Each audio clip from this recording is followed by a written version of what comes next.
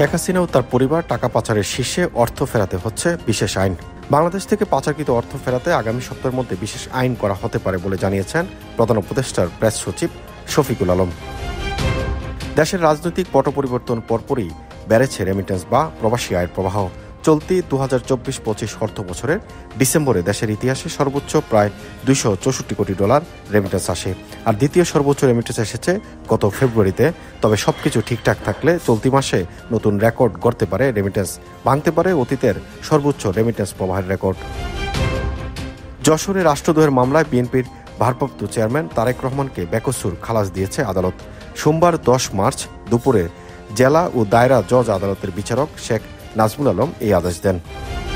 শাসকরা মালিক হবে না, সেবক হবেন, ক্ষমতায় গেলে এমনই বাংলাদেশ গড়তে চান বলে মন্তব্য করেছেন জামায়াতে ইসলামী বাংলাদেশের আমির ডাক্তার শফিকুর রহমান।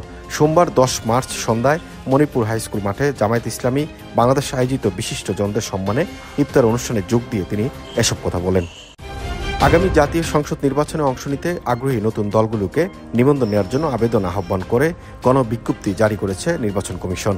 আজ সোমবার 10 মার্চ ইসির সিনিয়র সচিব আক্তার আহমেদ গণবিজ্ঞপ্তিটি জারির বিষয়টি জানিয়েছেন।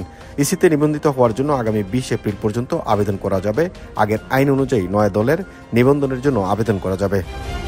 টাঙ্গাইলের সাবেক সংসদ সদস্য জোহাইরুল ইসলামের বাড়ি ভাঙচুর, লুটপাট, দখল ও 10 কোটি টাকা চাঁদা দাবির অভিযোগে করা মামলায় গ্রেপ্তার এক নারী সমন্বয়ককে জিজ্ঞাসাবাদের জন্য 4 দিনের রিমান্ড পেয়েছে পুলিশ।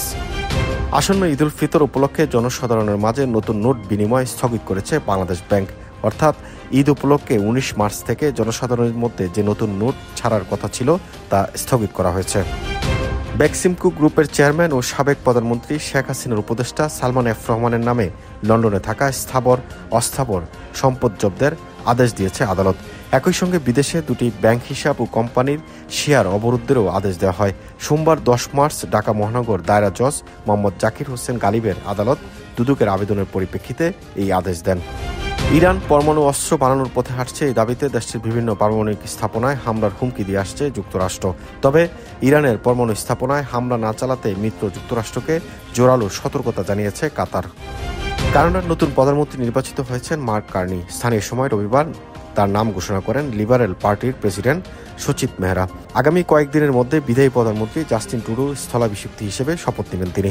রবিবার লিবারেল পার্টির বাছাইয়ের 85% বা 1,31,000-এর বেশি ভোট পান মার্ক কার্নি।